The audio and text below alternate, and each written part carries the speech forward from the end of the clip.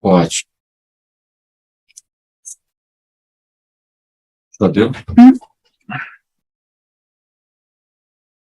Vamos ouvir, então, o doutor Rodrigo fez o pedido para que seja ouvido como testemunha nesse procedimento e, como se trata de um procedimento que tem um interessado que está no exterior, que não, aparentemente não vai participar, né, doutor Leandro?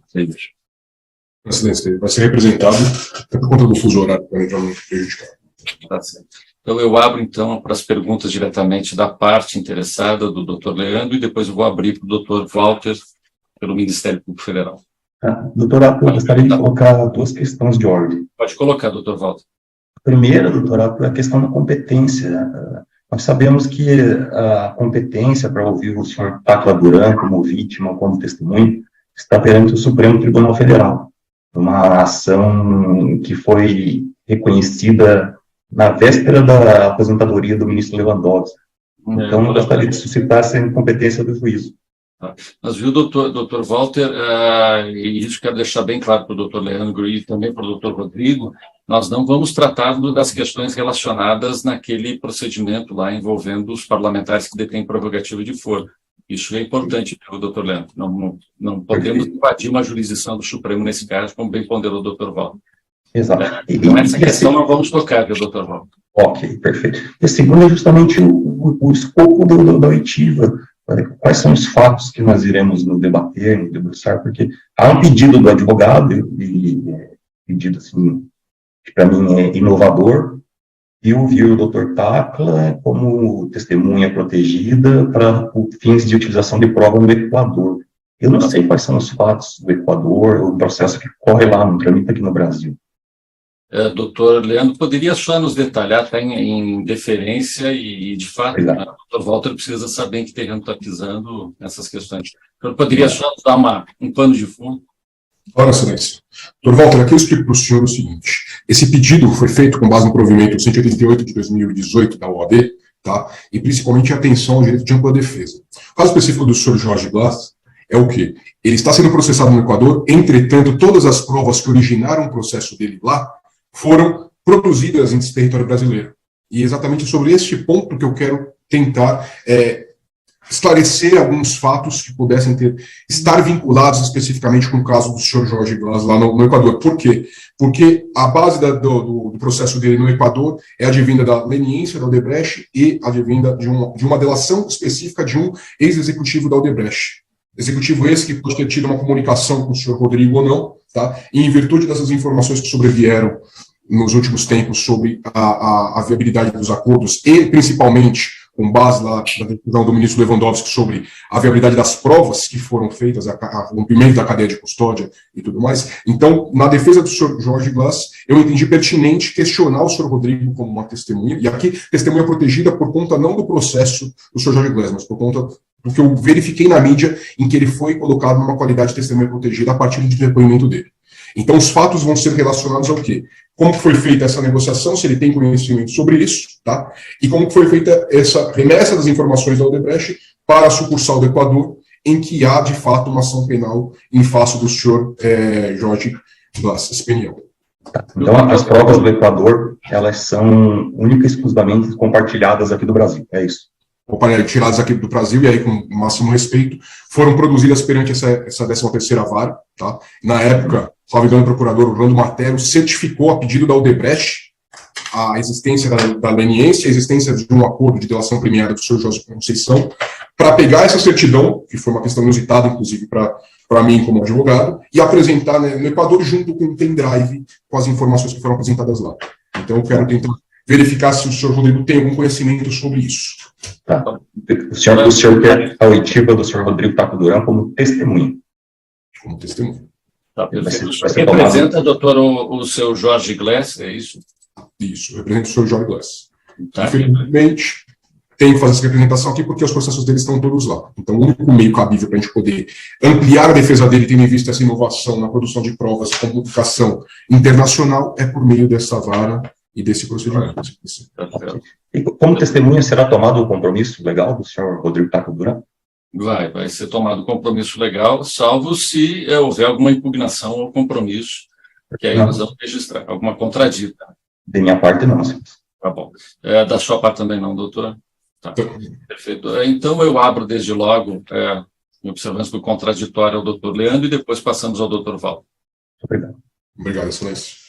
Senhor Rodrigo, uma boa tarde. Eu somente agradeço aqui a presença do senhor para esclarecer esses fatos. Eu vou fazer questões bem objetivas, para ver se o senhor pode auxiliar. Só uma questão de ordem, doutor. Excelência, eu fui testemunha já no Panamá, no México, no Equador, na Suíça. Para te falar, nem me lembro aqui, Andorra, enfim, em vários países. E em alguns deles, quase que dando a volta ao mundo, eu passei a ser perseguido, processado. Em vários deles, felizmente, já foram arquivados os mesmos fatos das ações penais que o Dr. Walter se referiu aí com relação à suspensão ou não, e que absolutamente vou tratar delas, até porque ali eu sou indevidamente acusado. A minha única preocupação com relação aqui é a questão do princípio de especialidade, em relação à utilização do que for trazido aqui ao conhecimento do juízo pelo Ministério Público Brasileiro em relação, claro, ao próprio Brasil, mas principalmente em relação aos demais países. Uma vez que o Dr. Walter, infelizmente, ele insiste em manter contato fora do conduto legal. Doutor, isso não existe, doutor Pacadura. Deu uma falha no áudio. Não comece por verdades, isso não existe. Não, eu não ouvi o que o senhor falou, desculpe, cortou o áudio aqui. Só, eu lhe ouvi atentamente, doutor Walter. E o senhor está falando de verdade. Eu gostaria de concluir, depois o senhor pode ficar à vontade. Então, esses fatos, eu fui testemunha, não tem problema nenhum em ser novamente, serei sempre que for requisitado. Todavia, o que eu estava colocando a Vossa Excelência é que várias vezes o Ministério Público vem mantendo contato com autoridades no exterior e utilizando certas informações fora do DRCI, e o que eu não quero é que o meu depoimento que seja prestado aqui seja compartido com outras jurisdições, e tampouco que possa ser viabilizado para ser utilizado contra a minha pessoa no Brasil.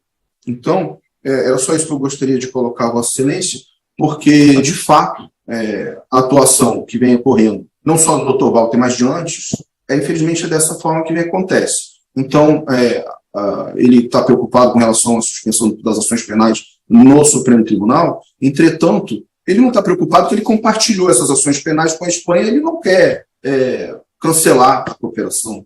Ou seja, ele continua me processando fora do Brasil e quer que eu respeite em relação... Doutor Tacla, o senhor prefere ser ouvido como informante ou como testemunha? Só para eu compreender. Pode ser testemunha. Sabe que tudo que puder ele trazer prejuízo pessoal, o senhor não é obrigado, né? Exato. Não, eu só quero que fique restrito aos autos e à jurisdição brasileira o meu depoimento. Não está restrito aos autos. Claro, ao Equador, porém com a devida observância do princípio de especialidade e a imunidade à testemunha protegida. Sim, sim. No caso do compartilhamento. O depoimento está reservado para uma finalidade específica. Isso. Também. Está perfeito. Qualquer questão vai ser solvida mais tarde. Então, não, tá bom. O senhor prefere como informante ou testemunha? Não, vamos como testemunha. O que eu vou dizer aqui é toda a verdade, Excelência. Não há problema, como testemunha. Exato. Então, doutor Rodrigo, o senhor tem o compromisso de nos dizer somente a verdade. Passo a palavra ao doutor Leandro. Obrigado, Excelência. Doutor Rodrigo, qual era a função do senhor no Odebrecht? Advogado. E o senhor chegou a trabalhar pelo Odebrecht no Equador? No Equador, não.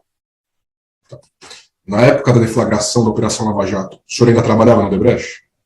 Sim, inclusive atuei defensivamente, razão pela qual eu, inclusive, algumas perguntas que que o doutor vier fazer, eu talvez não possa responder por se afeta ao sigilo profissional. Perfeito. Na época da deflagração dessa operação Lava Jato, qual foi o reflexo internamente na empresa? Você sabe dizer? Bom, em um determinado momento, muitos executivos, e até mesmo uma série de advogados internos, todos estavam empenhados em defender a empresa. Claro, a operação afetou diretamente toda a atividade comercial da empresa, tanto no Brasil como em outros países. Principalmente a partir de algumas prisões, o desequilíbrio era grande, causado por algumas prisões alongadas, executivos que normalmente relatavam aos advogados que vinham sendo constantemente forçados, humilhados a delatar, porque até aquele momento a própria empresa ainda não havia cedido, nem concordado em fazer um acordo. Na realidade, naquele momento aí, pré-acordo, 2015, por aí, na verdade, mais que advogados, a gente foi bastante psicólogo. Certo. E nesse período ali de 2015, pré-acordo, o senhor tem conhecimento sobre como funcionou a negociação desses acordos celebrados pela companhia, pelos executivos, especialmente do senhor José Conceição Santos Filhos, aqui no Brasil e lá no Equador? Eu questiono isso no tocante às condições apresentadas, o modo de celebração que foi feito, existência ou não da espontaneidade, da voluntariedade da celebração desse acordo. O senhor pode esclarecer para nós sobre isso? Bom, com relação às tratativas do acordo da companhia, vamos dizer assim, no período prévio à assinatura do acordo, que eu ainda me encontrava na empresa. O que eu posso dizer é que muitos, como eu disse, muitos executivos já vinham sofrendo represália, essa coisa dos que estavam presos, alguns com medo de ser presos, e era uma situação bem complicada. Eu mesmo fui intimidado por procuradores quando eu fui tentar abrir um diálogo para a possibilidade de realizar um acordo individual de alguns executivos, porque naquele momento havia um certo conflito interno, a empresa não queria fazer, alguns já com medo, etc. Muitos deles sem crime, alguns não tinham que delatar, na verdade. E eram forçados para não ser presos, etc.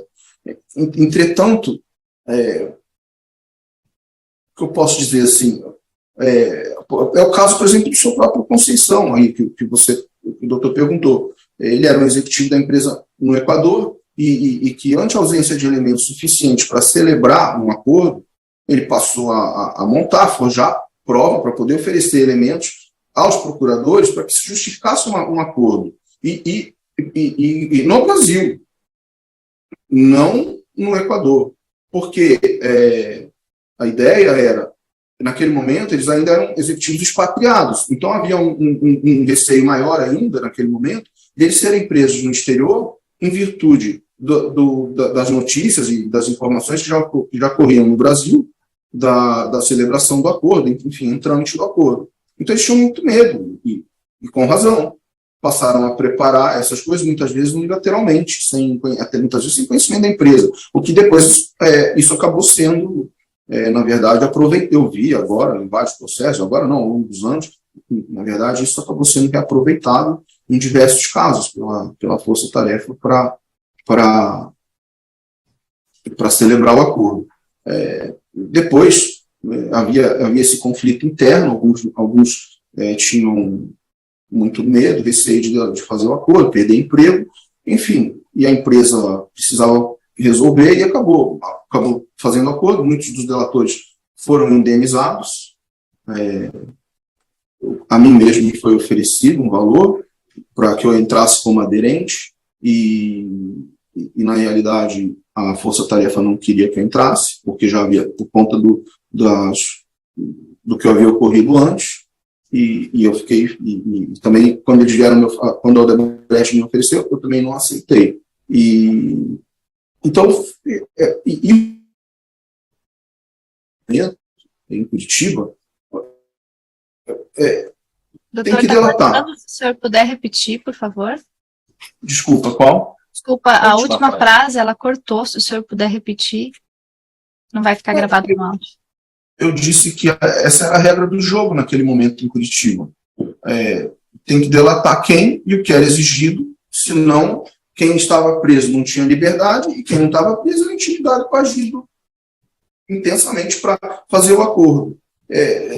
Foi nesse cenário que eu, quando me procuraram para aderente, nem aceitei, tampouco poderia aceitar, por conta do que já havia ocorrido antes, que eu havia procurado o advogado correspondente do meu escritório, que era o Carlos Poloto, já é conhecimento público do próprio juízo, e que passou a solicitar dinheiro para poder fazer um acordo com esses procuradores de Curitiba, na época, para eu não ser mais perseguido.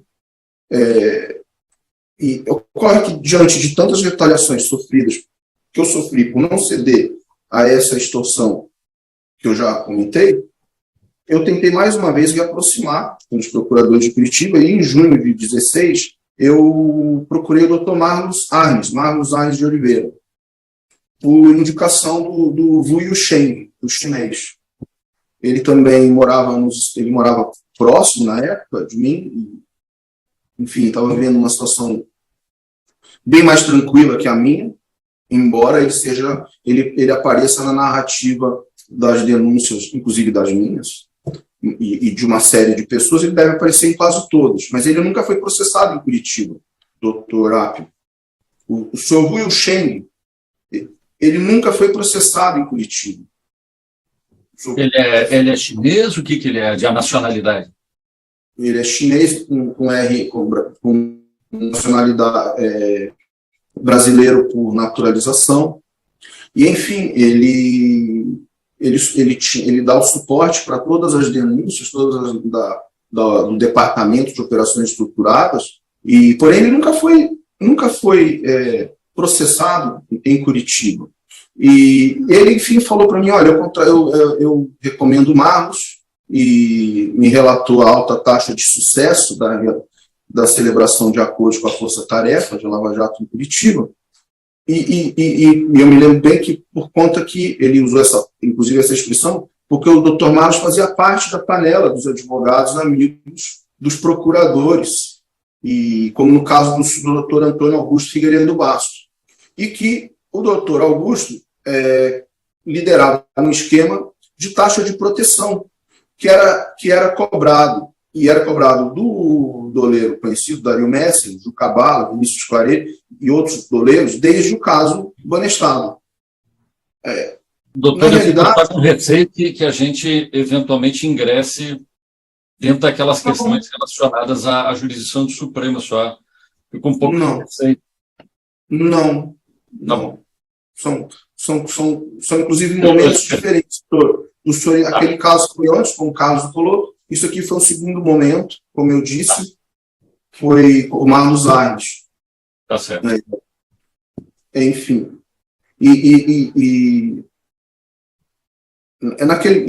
Naquele momento que ele me recomendou o Marlos, me fazia muito sentido, porque e me comentou a questão do Antônio Augusto Figueiredo Bastos, porque na Odebrecht, já vários advogados, na época, a gente estudava o caso, a própria origem, e a gente sabia que o Figueiredo Bastos estava por detrás da operação, reutilizando, reciclando, com caneta emprestada, a delação de um ganso.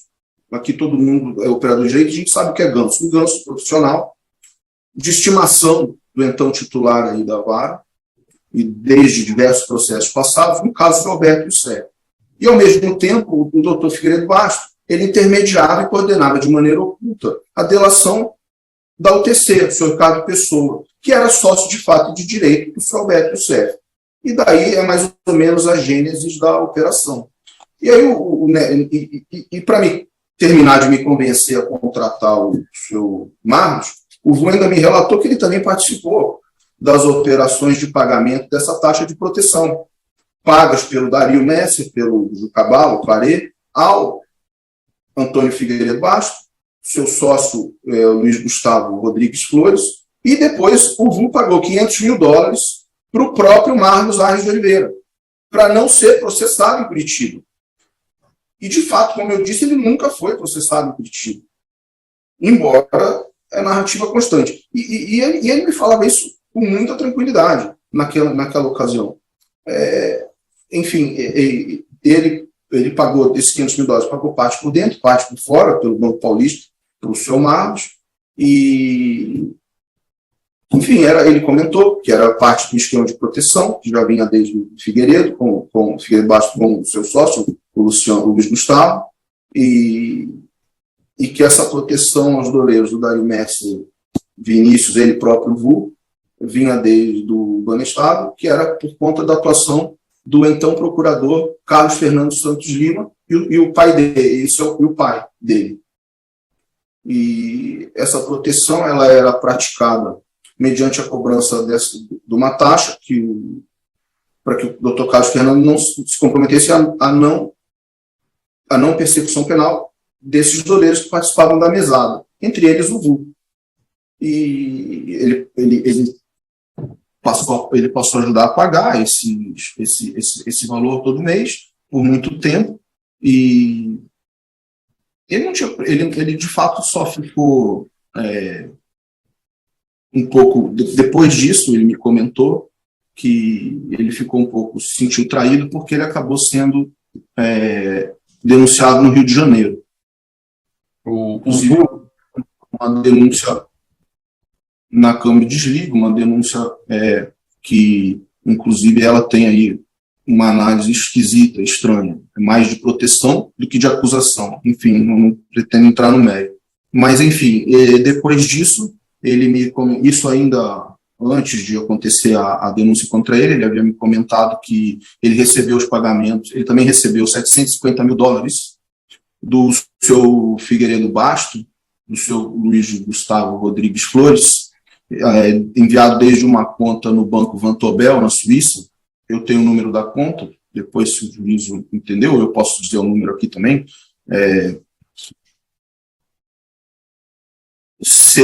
O IBAN CH 55 08 75 70 00 01 10 21 29 1. Banco Vontobel, titular offshore Big Pluto Universal S.A., do próprio Figueiredo Bastos e do sócio. Esse valor saiu, então, dessa conta na Suíça. Para quem mesmo? Para o sócio dele?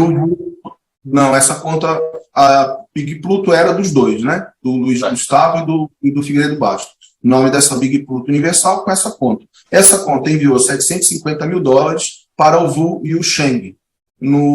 A empresa dele chamava-se Ultra Sky Corporation Limited, com conta no Hang Seng Bank de Hong Kong, e a conta do Vu era a número 788 408 045 883. E o Vu, esses $750 mil que o Vu recebeu nessa conta, ele entregou em espécie nos endereços dos escritórios do doutor Figueiredo Bastos, do doutor Carlos Coloto, Luiz Augusto Flores, e dos escritórios dos quais esses valores se destinavam ao doutor Carlos Fernando Santos Lima, e o pai dele, e que rotineiramente frequentavam esses escritórios. Então, assim, todo o ambiente que o senhor me perguntou, doutor Leandro, era esse ambiente. Quem pagava a proteção não era nem denunciado. Quem não pagava era arregado para delatar. Se não delatasse, não saía da cadeia, ou então era ameaçado de ir para a cadeia. Essa proteção era comercialmente tão oferecida por essas pessoas que não é só esse exemplo do Vu não ter sido processado em Curitiba. Existe outro exemplo disso, é a empresa Percons S.A., envolvida, não sei se é o caso ou não, porém notícias que dão que ela é envolvida na questão das máfias dos pardais. Essa empresa, ela ou era cliente do Carlos Coloto. E ela foi delatada pelo Adir Assad no termo 36 do acordo de delação premiada dele, homologado pela 13ª Vara, devido à lavagem de dinheiro, no importe de 12 milhões, aproximadamente, para compra de nota fria, geração de recurso em espécie. Entretanto, ela também nunca foi denunciada por procuradores da Força-Tarefa, do Plano Força-Tarefa Lava Jato, que eram relacionados com o caso do Coloto. Então, é esse o ambiente, doutor Leandro, que foi feito o acordo que o senhor me perguntou.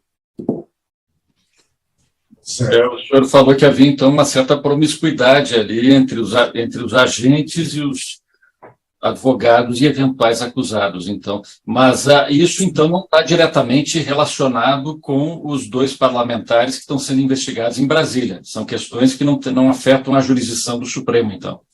Não. Isso era uma questão que vinha desde o caso do Banestado, o doutor Carlos Fernando Santos Lima, o pai dele. Como é que eu não pai dele? Não sei. Isso me contou, nem sei se pai é pai ou apelido, né? Enfim, foi a expressão que o Vu, quando me contou, colocou. E ele colocou os pagamentos, inclusive, foram 3 pagamentos de $750 mil que ele recebeu. Eu tenho aqui anotado, excelente. Foi, primeiro,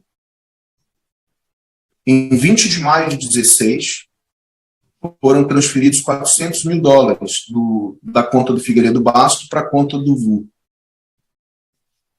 Em 7 de junho de 2016, foram transferidos $230 mil da mesma conta do Vantobel Suíça, do Figueiredo Basto, do Big Pluto, para Ultra Sky, no Hang Seng, Hong Kong, do Vu. E $120 mil em 17 de junho de 2016, também da mesma conta para a mesma conta. Esse dinheiro todo ele pegou e entregou em espécie nos escritórios do Figueiredo Basto, do sócio Luiz e do Carlos do Coloto. Segundo ele, para o Dr. Carlos Fernando Santos de Lima, taxa de proteção. E esse chinês, esse sino brasileiro, esse senhor Vu, ele mora aqui no Brasil ou mora fora do Brasil? O senhor sabe, doutor Rodrigo? Na ocasião, ele morava nos Estados Unidos, em 2016. Então, perfeito. Doutor Leandro, pode prosseguir. Obrigado, excelência. Senhor Rodrigo, o senhor, no meio da fala, o senhor disse que foram forjadas provas unilaterais pelos colaboradores. O senhor sabe se o colaborador José Conceição Santos Filho participou disso? Se ele foi procurado por esse advogado Maros, por essa equipe ali de agentes públicos e advogados para poder contornar o acordo dele? O senhor tem essa informação? O senhor acredita que sim, não parece dessa realidade dentro da Odebrecht? Não, a realidade que tinha ali, ele não é diferente dos outros na ocasião, era um sentimento toda a empresa, e ali todos se comunicavam. Eles tinham receio de ser presos, porque já haviam outros presos, o próprio Marcelo Está cortando a ligação. Essa era a situação. Então, eles começaram havia um conflito, porque alguns queriam fazer o acordo, inclusive, como eu disse, sem ter o que delatar. Era o receio. Era um medo de ser preso, e eles queriam delatar qualquer coisa e criar elementos para que fosse aceito. Então, inclusive, o alto número de delatores, se as pessoas se aterem a comparar os documentos que constam de inquéritos, por exemplo, extratos bancários do banco que foi comprado por executivos aí que delataram, existem extratos bancários num inquérito que se o doutor cruzar com outro inquérito, o senhor vai ver que o movimento que consta de uma suposta conta Odebrecht num inquérito, com a mesma data, não consta em outro extrato. Se cruzarem os inquéritos, vai ver que o extrato é fraudado. Não tem grande perícia. As provas utilizadas nos autos se autocontradizem. São falsas. Tem casos, inclusive, já foram arquivados, e outros não, inclusive, talvez não lembro, mas também não acompanhando o caso, que eu estou me recordando, nitidamente do prefeito Eduardo Paes, do deputado federal, então, do Pedro Paulo, havia um extrato que se conflitava diretamente com a denúncia se não me engano, com a denúncia contra o ex-presidente Michel Temer. Então, eram situações que ocorreram por conta desse desespero.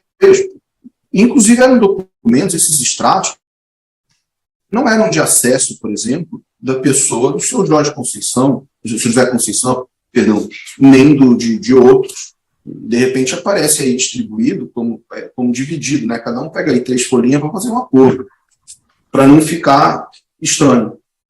Exatamente, esse é um ponto que eu ia questionar. Se você tem conhecimento como foi gerado esses documentos, essas planilhas, cópias do sistema, se a empresa fornecia para os delatores que forneciam para a empresa, o senhor sabe dizer alguma coisa sobre isso? A empresa não tinha acesso ao sistema. Quem tinha acesso ao sistema eram determinados executivos. Por conta disso, só esses executivos podiam ter acesso a esses documentos. Então, como é que 70, que eram aí, nós estamos falando aí de no máximo 3, 4 pessoas, como é que 77 tinha extrato da conta da empresa offshore na mão? Ou quem pode... É muito infantil achar que a empresa saía dividindo diariamente extrato de conta reservada, que nem eu conhecia, que nem o Marcelo Debrecht conhecia, na mão de 70 pessoas. Isso absolutamente não existiu. Isso existiu no mundo da delação definitiva. Exigido. Porque se a pessoa não levasse isso em mãos, não era aceito como aderente. Certo. Tem um fato curioso no caso do Sr. Jorge Glass, é que a sucursal da Odebrecht, lá no Equador, no momento que ela assina a colaboração naquele país, ela condiciona que todas as provas que seriam apresentadas lá no Equador seriam exclusivamente oriundas das informações negociadas e prestadas no Brasil. Ou seja, teve uma centralização ali, como se fosse um núcleo de provas brasileiro, feito aqui pelo Brasil, Ministério Público aqui de Curitiba, como se fosse um núcleo de distribuição de informações para outros países. Tá? E aí vem a minha pergunta sobre isso. O senhor sabe por que da preocupação de uma sucursal da Odebrecht, nesse caso específico lá do Equador, vincular toda a produção de provas dos supostos ilícitos que aconteceram lá, especificamente do conteúdo produzido no Brasil? O senhor sabe por que isso aconteceria? Isso não aconteceu apenas no Equador. Isso foi uma estratégia da empresa para proteger os expatriados. Inclusive, a própria cláusula de reserva de 6 meses, que consta do acordo de leniência, foi para isso, para dar tempo das pessoas não serem presas, poderem sair, retornar ao Brasil, inclusive preparar, como prepararam aí, pendrive e coisas assim por diante. E, como eu disse, isso foi gerado unilateralmente. Tá certo? A companhia não tinha acesso ao sistema. Isso foi solicitado para determinadas pessoas, que eu vou reservar o direito de sigilo profissional, não vou declinar o nome. Porém, a companhia, o senhor Marcelo Debrecht, Emílio Debrecht, a diretoria, os acionistas, os 70 e poucos delatores não tinham acesso. Nem para abrir o sistema para poder forjar. Então, isso teve que ser viabilizado. Porém, o sistema já havia sido manipulado. O senhor sabe por quem manipulado, doutor Rodrigo? Sim. Por um técnico que... vou lembrar o nome aqui. Ele é irmão de um delator, que acabou não sendo denunciado, que é ele é irmão do Luiz Eduardo da Rocha Soares. O nome dele é Paulo. Eu não me lembro. Paulo da Rocha Soares, eu não me lembro se ele tem um nome composto. Claro.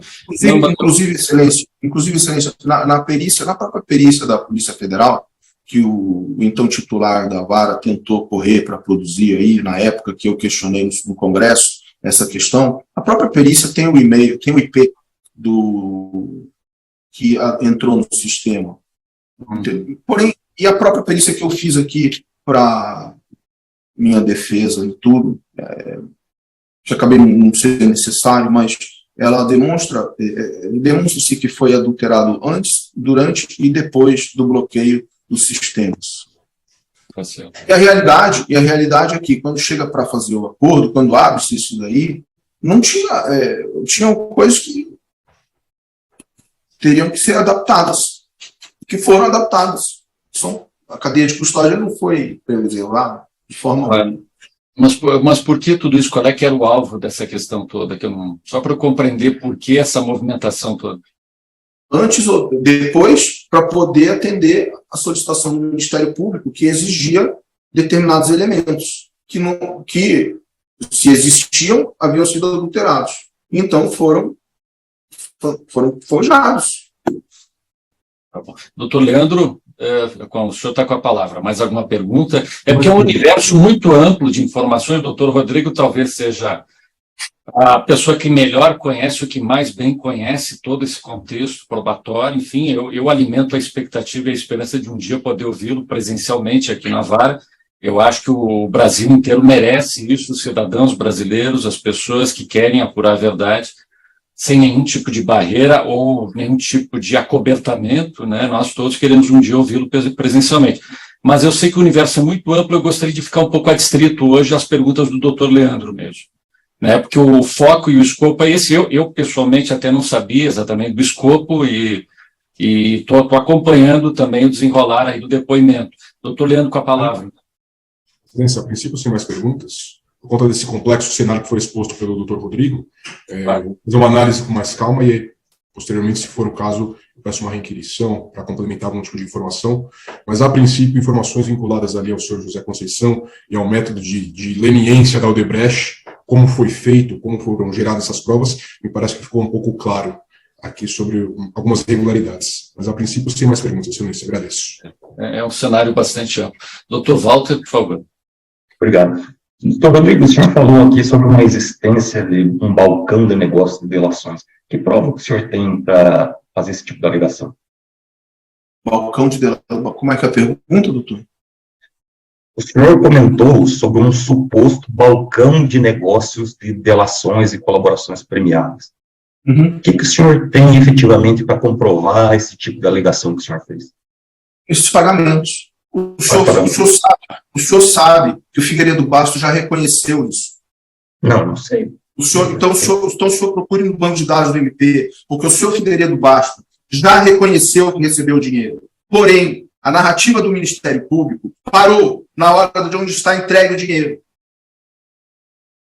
O senhor sabe disso. Não, o senhor não está falando. O senhor é testemunha disso. Eu estou lhe perguntando. O senhor não me faz perguntas. Eu vou lhe responder. Não estou fazendo pergunta, eu estou lhe afirmando. O doutor Figueiredo Bastos reconheceu que recebeu $750 mil do VU. Quem? VU e o Schengen. Ok. Ele reconheceu. Se o senhor tiver dúvida do que eu estou falando, eu lhe digo. E se o senhor quiser, também lhe provo. Porém, a questão é a seguinte: esse pagamento foi para a taxa de proteção do senhor Carlos Fernando dos Santos Lima. Como o senhor Juca Bala, eu vou lhe responder. Como o senhor Juca Bala, Vinícius Claret, também já declarou que pagava $50 mil. Essa movimentação estão nas contas do VU. Como eu paguei $600 mil para o senhor Marlos Arnes. O VU nunca foi processado. A Percos nunca foi processada. E o Vinícius Claret, o Dario, os demais doleiros nunca foram processados em Curitiba. Isso é fato. É sobre isso que eu estou falando. Esse dinheiro transitou como? Transitou da mesma forma que as denúncias narram aí. Da mesma forma. Foi transferido dinheiro em espécie, foi transferido dinheiro da conta, esse caso, da Big Blue, para a conta do VU e o Schengen, que transformou em dinheiro e levou e entregou no escritório do Figueiredo Bastos, do Carlos Zucoloto e do sócio deles. Se o senhor acha que isso é insuficiente, o senhor me perdoe, o senhor não deveria ter me acusado e nem sustentado a denúncia, porque é a mesma forma que eu estou sendo acusado. Dizem que eu fui numa garagem receber e entregar dinheiro, mas não tem herb, não tem registro de portaria e não tem câmera. Então, eu espero, doutor Walter. O senhor $16 milhões que o senhor tem em Singapura, qual que é a origem? Estão lá e declarados. Nunca paguei ninguém. Qual é a origem? Aí na DCBR, o senhor sabe disso. Na minha DCBR, no meu imposto de renda, a origem é meu trabalho. Eu vou ter que interferir, desculpe, porque assim nós estamos perdendo um pouco da objetividade no questionamento. Eu entendo totalmente a posição de... para me acusar, porque ele é suspeito. É advogado, o doutor Walter, um procurador experiente, então, assim, se nós pudermos ser mais objetivos, que nós estamos perdendo um pouco o foco. Pelo que eu entendi, o doutor Leandro estava focado na questão lá do Equador, né? Concordo. Então, nós estamos pegando um cenário amplo, como eu disse, um dia nós vamos ter... Eu tenho absoluta tranquilidade, confiança, tranquilidade de espírito, que um dia nós vamos ouvir presencialmente aqui o Dr. Tacla, com ou sem obstáculos. Nós vamos com calma. Se levar 10 anos para ouvir, nós vamos levar 10 anos. Não há problema nenhum. Eu pretendo ficar aqui muito tempo. Um dia nós vamos ouvir presencialmente o Dr. Tacla aqui e vamos ter a oportunidade de apurar tudo isso. Se quiserem, evidentemente que nós podemos, né, encaminhar tudo isso para a Polícia Federal em Brasília no dia de hoje, e amanhã nós vamos ter, provavelmente, o encaminhamento dessas questões. Mas essa é uma opção dos senhores, né, iniciar uma nova apuração sobre o que está acontecendo, sem antes nós termos o trânsito normal da apuração em Brasília hoje, que está no Supremo. Não, mas olha, então vamos acalmar os ânimos. Eu fiz uma questão objetiva, doutor Rodrigo.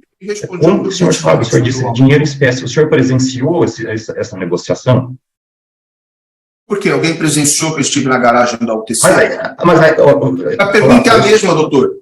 A pergunta é a mesma. A pergunta que o senhor tinha que estar fazendo para mim, o senhor deveria fazer na minha denúncia, para si mesmo. O senhor não quer esclarecer nada, doutor Rodrigo. O senhor não quer esclarecer nada. Voltando um pouco, doutor Rodrigo, doutor Walter, e pelo que eu pude compreender, o doutor Rodrigo, o doutor Walter já respondeu que o VU esse contou para ele não presenciou. Exato. E que eu entendi na primeira fala dele. Que o Chico contou para ele como se deu a transação e ele passou já os dados da conta bancária. Enfim, isso pode ter um aprofundamento de investigação que não compete a mim, pelo contrário, até quanto menos eu interferir, tanto melhor, para depois, se tiver que julgar. Eu acho que, pelo desenhar, pelo andar da carroça, vai ser uma investigação muito ampla e vai pegar todo mundo, né? E vai ter que haver explicação de todo mundo nessa questão. Então, mas isso me parece que está fugindo do escopo hoje da nossa audiência. Não está fugindo não, excelência, porque aí o senhor até respondeu bem, que para mim não tinha ficado claro, de ouvir dizer. Não foi, não presenciou. Do senhor Vu, esse que... Isso. Foi o que eu entendi, que o senhor Vu contou para ele que esses valores foram entregues em espécie. Eu faço uma pergunta para o doutor Rodrigo. A resposta. Só complementando. Além de eu ouvir dizer do VU, eu faço uma pergunta para o doutor Rodrigo. A resposta. Só complementando. Além de eu ouvir dizer do VU, a analogia dos casos que eu lhe comuniquei aqui, ocorre o seguinte: o senhor Figueiredo Basto reconheceu o recebimento e reconheceu que recebeu em espécie no escritório. Mas reconheceu que recebeu... Essa pergunta que o senhor está fazendo a mim, o senhor deveria investigar e perguntar ao senhor Figueiredo Basto o que ele fez com $750 mil que ele recebeu no escritório deles aí. Porque ele já disse que recebeu. Não sou eu que estou dizendo. Ele já reconheceu que recebeu. Eu nem conheço o Figueiredo Basto. Então, o senhor fala que ele admitiu que recebeu dinheiro para negociar delações premiadas, é isso? Não. Ele recebeu das pessoas que pagavam a proteção, a mesada, 750 mil, que foi através da conta do VU, entregue no escritório dele, entre outros dinheiros. E essa mesada ia para quem? Esses que eu estou tratando dos 3 do VU. Eu não estou falando do resto, porque deve ser a mesma coisa, mas eu falo sobre o que eu sei. Os 750 mil foi por conta do VU, e o VU entregou ao escritório. E o Figueiredo Basto reconheceu que recebeu no escritório. Agora, se ele pagou o pai dele, se ele pagou o quitandeiro, etc., eu estou lhe dizendo os fatos que eu sei, que eu tenho conhecimento. O VU recebeu, entregou lá para isso. Agora, se o senhor Figueiredo Basto, que admitiu que recebeu, fez outra coisa, não cabe a mim investigar. Cabe dizer para você o seguinte, doutor Walter, como membro do Ministério Público, o fato da transferência é fato.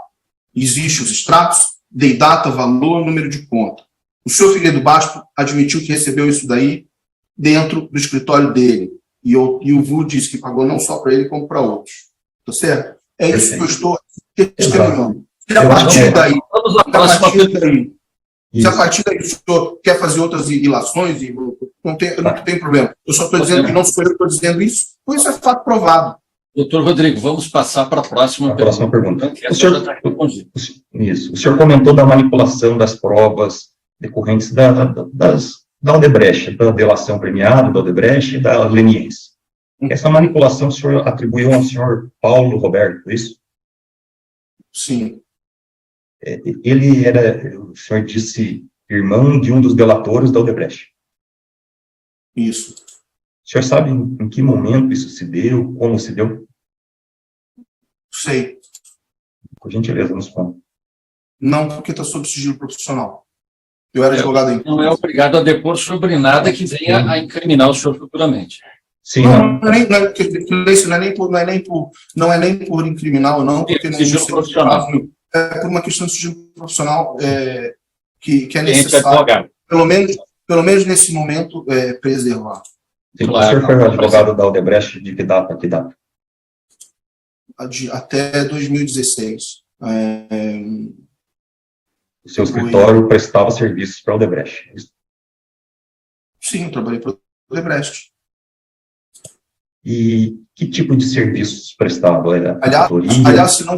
Aliás, se não tivesse prestado, eu não teria respondido a um processo na ordem, justamente por questão de dúvida sobre o sigilo profissional.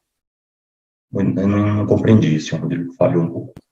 Eu respondi a um processo na ordem por suposta quebra de segredo profissional. Por Não, isso, não. o meu cuidado aqui. Tá, sim, Se eu não fosse advogado, se eu de fato não fosse advogado, não teria sigilo a preservar e nem a ordem teria me questionado. Mas eu estou perguntando agora, assim, a questão que não tem sigilo. O seu tipo de prestação de serviço para a Odebrecht era consultivo, era contencioso, era como? Consultivo. Consultivo. O senhor prestava unicamente serviços ao Odebrecht ou tinha outros clientes? Também tinha outros clientes. O senhor conhece meus clientes? Sim, também a UTC, também e a Mendes Júnior, correto? Sim, o que fala que eu vou na garagem. Não estou falando isso. Não estou falando isso. Não, eu estou lhe comentando. Detalhe, doutor. Depois o senhor Robertson Postobon, seu amigo, chamar o Ricardo Pessoa, ameaçar ele de prisão, ele faz um termo aditivo 2 anos depois da delação, sem a presença de nenhum membro do Ministério Público, nenhuma autoridade policial, ele faz um termo no escritório dele, sem a presença de nenhuma autoridade, faz com o advogado dele, que hoje é o Figueiredo Basto.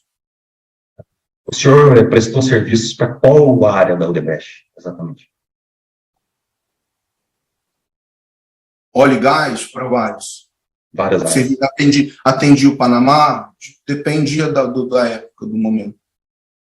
Por 2 anos ou pouco, trabalhei no Panamá. Vou fazer umas perguntas, eu já estou satisfeito. Obrigado. Dos quais, doutor Walter, tentaram me acusar no Panamá, triangular, e o senhor tem conhecimento que eu já fui julgado, tenho a decisão certificada, inclusive já encaminhei ao juízo, sim, da qual tem imunidade por mérito penal por mérito, e que diga-se de passagem, excelência, isso é importante complementar aqui, antes da gente encerrar, porque vejamos nós aqui como contraditória a postura do Ministério Público Federal em Curitiba. No caso aí do Equador, o senhor Jorge Glass foi acusado, foi preso, foi condenado, pelas notícias que eu li, por conta da delação do senhor Conceição, que apresentou no Equador uma certidão emitida pelo senhor Orlando Martello, nesse quadro todo aí que a gente comentou das proteções. Essa certidão era aos efeitos da aplicação do princípio nebis in idem em razão e não persecução penal no Equador, não é?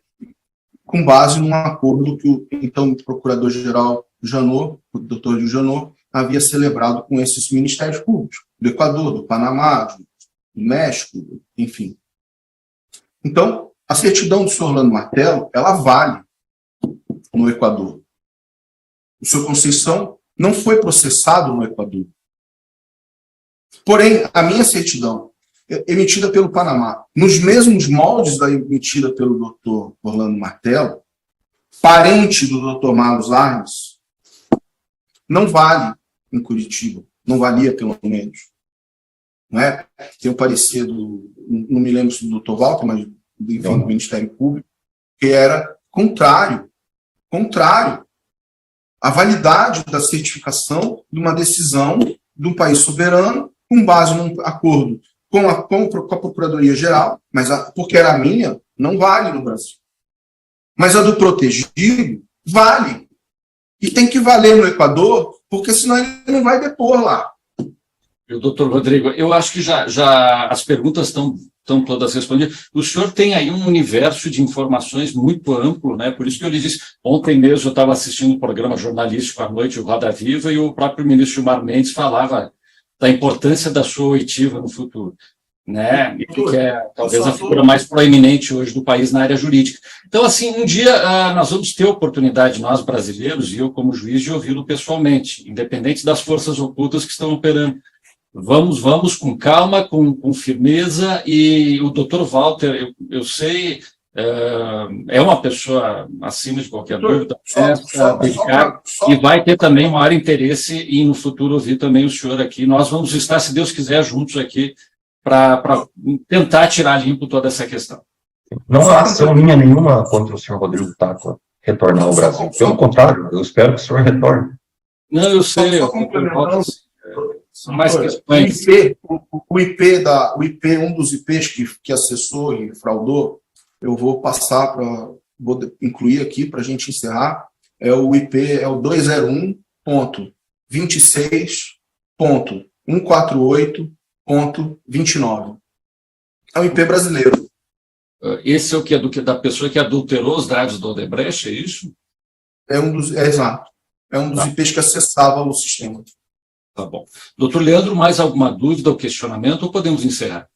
Não, perguntas, excelência. Então, tá. Doutor Rodrigo, continuamos, então, no aguardo da sua vinda ao Brasil. Estamos expedindo de novo, essa semana, novas cartas rogatórias. O senhor, em algum momento, se Deus quiser, vamos ouvi-lo pessoalmente, porque compreendo que a sua presença física aqui vai auxiliar muito a esclarecer todos esses fatos que hoje ainda se encontram aí, uma névoa aí de questionamentos, e o Supremo mesmo está investigando essa questão junto com o Procurador-Geral da República. Tá bom? Muito obrigado. Obrigado pela sua colaboração, pela presença. Obrigado, doutor Walter. Obrigado, doutor Leandro. Obrigado. Até a próxima. Muito obrigado. Encerrado, então, a presente audiência.